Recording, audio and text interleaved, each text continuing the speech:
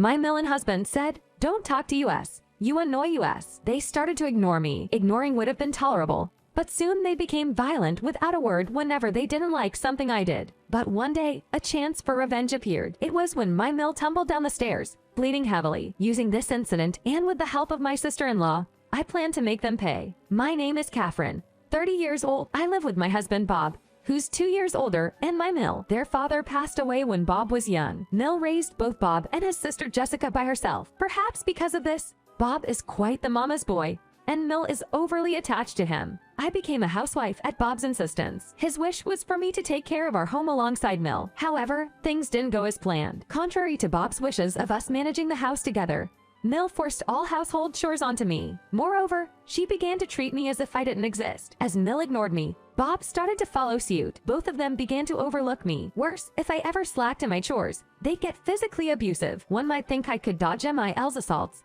but she's physically much larger than I am. Mill stands nearly 5'7" and looks to weigh around 176 pounds. Quite sturdy. In contrast, I'm just about 5 feet tall, weighing 99 pounds. Once she grabbed my arm, it was easy for her to hit me. Moreover, she'd aim for areas not visible like my back and stomach, hitting and kicking as she pleased. This behavior even spread to Bob, who began to act out violently if he was displeased. Mill and Bob even said things like, "Don't talk to us, you're annoying," before resorting to physical harm. I had no one to confide in. After becoming a housewife, my social circle shrank considerably. Even with old friends, when I mentioned meeting friends to Bob, he'd just say enough and would resort to violence. So I stopped asking. The only person I could occasionally talk to was Jessica. Since both Mill and Bob respected her, she'd defend me saying, "I invited Catherine."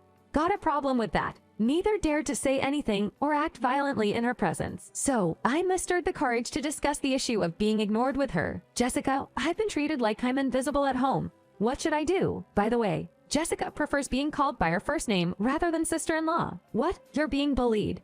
Why didn't you tell me earlier? I'll give them a piece of my mind." "Really? Thank you.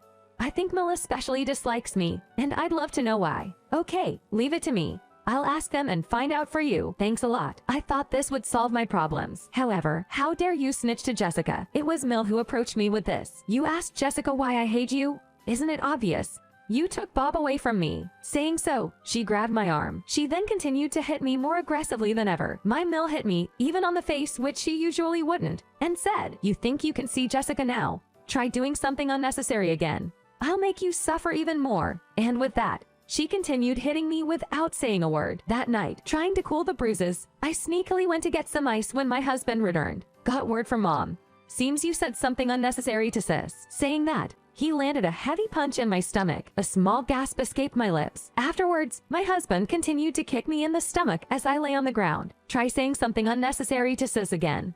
I won't ever forgive you." He kicked me until he was satisfied, then left with those final words. The next day, I received a message from Jessica. "Hey Catherine, it seems that our folks don't really dislike you. They just said that because you're a quiet person, it's a bit hard to communicate.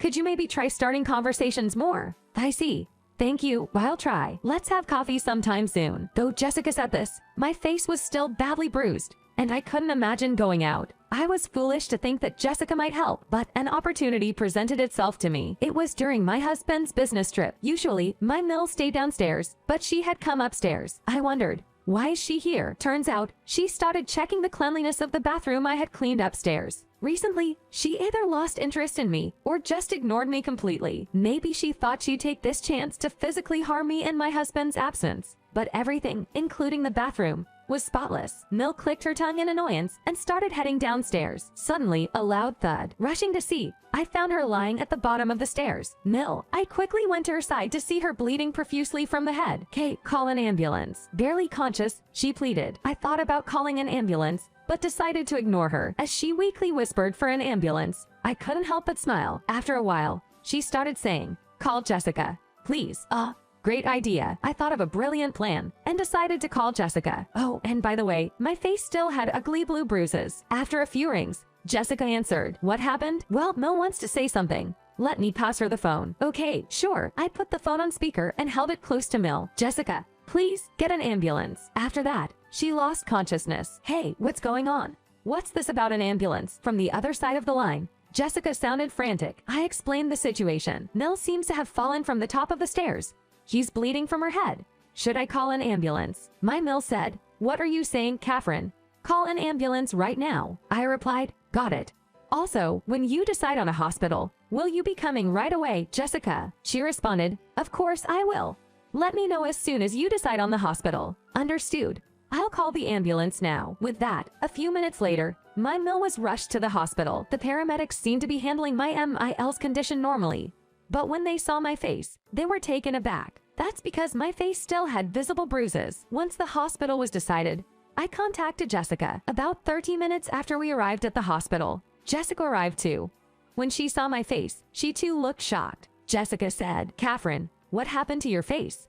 And why are you wearing such long sleeves in this heat?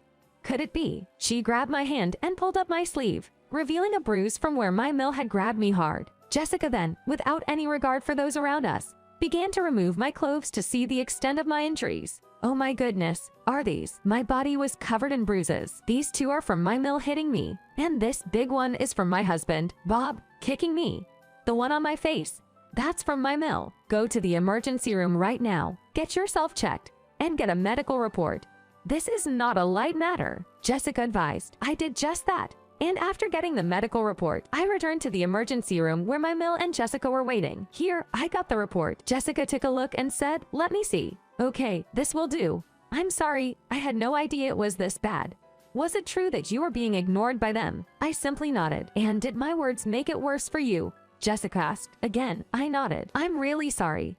If I had known, I might have thought it was better for my mother not to be saved. We can't let my Mill die, or else I might be blamed. Right at that moment, a nurse came in and told us that my Mill had woken up. Jessica took a deep breath and whispered, time for some payback. Mother, Jessica said, shielding me from view. Approaching my Mill, who seemed quite alert, Jessica engaged in conversation. My Mill quickly started complaining about me, and Jessica played along for a while. My Mill said, you know, when she contacted me, I was like, what should we do? I honestly didn't think Catherine was that kind of person, right? That's just how she is, a challenging daughter-in-law. Unbeknownst to me, my Mill continued her rant. After a while, Jessica finally spoke up. Mom, I know it's a bad time since you're still hurting, but can you look at this? She showed a medical report I had just received. A medical report. My Mill started to read it with suspicion. As she did, her face went pale. Is this what I think it is? Yes.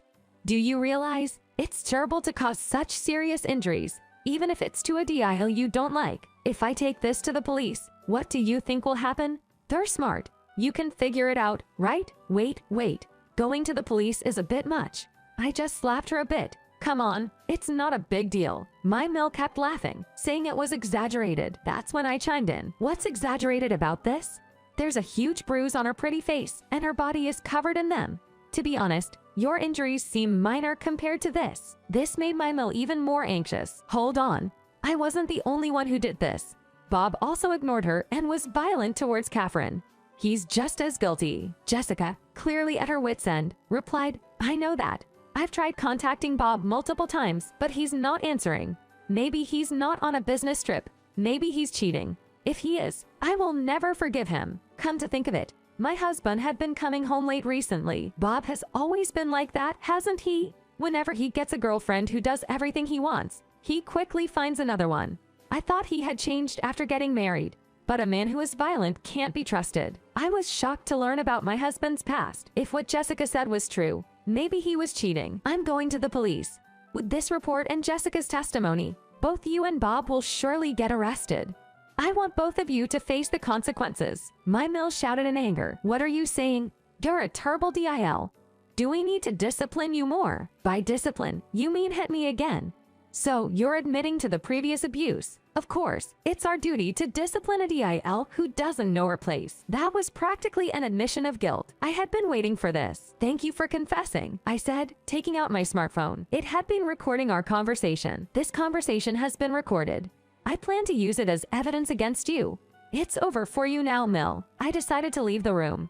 Jessica added, it's over for you and Bob. My Mill said that and followed after me. I was truly grateful to have such a strong ally by my side. Eventually, right after leaving the hospital, I headed to the police station. When I told them about the violence from my family, they advised me to file a report. I decided to do as they suggested. Jessica, it seemed, finally got in touch with her husband and informed him about what his mother did. She also told him about the report I filed. He said he'd come home right away. When she asked if he had work, he replied, "I can't be bothered with that." But upon checking with his company, it turned out he took paid leave on the days he claimed to be on a business trip. It seems likely that this was the affair trip Jessica had mentioned. We were pondering how to expose this when Jessica directly confronted him. "Wasn't your so-called business trip actually an affair getaway?"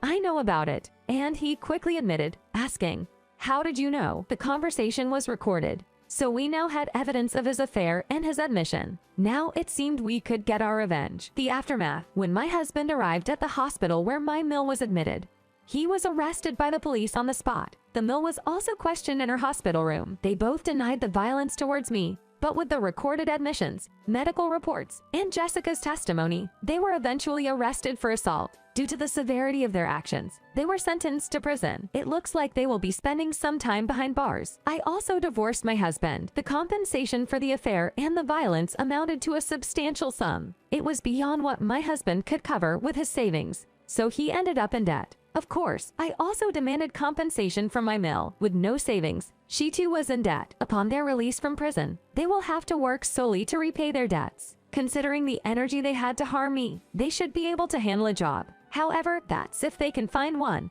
given their criminal records. It's hard to imagine many employers would hire two ex-convicts, but I hope they hustle to pay off their debts. I hope they truly feel the harshness of reality. As for me, I received compensation from my husband's mistress and had over $100,000 in hand. My injuries have healed considerably. During this time, I was cared for at Jessica's home. She apologized for what her family had done, right to the end. I had hoped for an apology from my husband and Mill, but never received one. Additionally, Jessica offered me a job. She asked if I wanted to join her team, as there was a shortage due to someone taking maternity leave. Without hesitation, I accepted. Being under Jessica's guidance, I felt I could perform the job competently. Starting work was a cue to move out and stop depending on Jessica. I want to fully enjoy the newfound freedom and prioritize my job. I also hope that by being resilient, I can repay Jessica's kindness in some way.